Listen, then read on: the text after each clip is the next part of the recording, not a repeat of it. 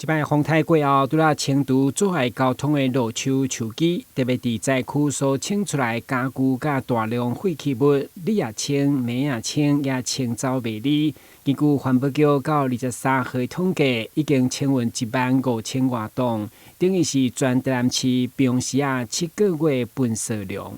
15100公吨是我们丢在外面的一些，可能是平时是必须要跟我们清洁队做预约清理的这些，比如说家具啊，或者是一些的大型的这些的枝叶等等哈。那是不含我们每天在外面跑的这个垃圾车它所清运的这个民生垃圾哈。所以来讲，这个其实已经到达我们每年哈，我们历年来每年大型垃圾的7个月的分量哈。日日台风灾害同时，嘛吹出早期建材石棉的潜在危机，因为环保局可能偏向运输不方便，所以伫11个区集中设有废弃物临时暂置区。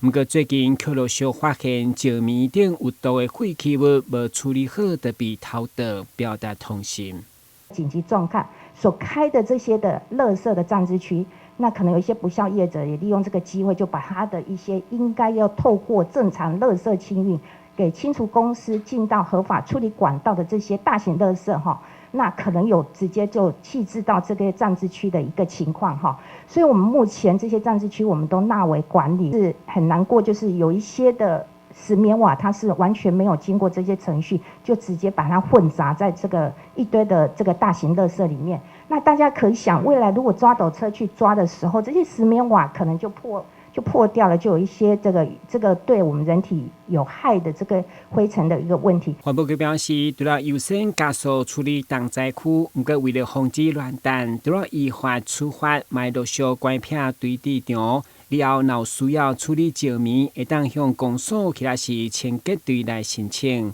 台南新闻阮子采访报道。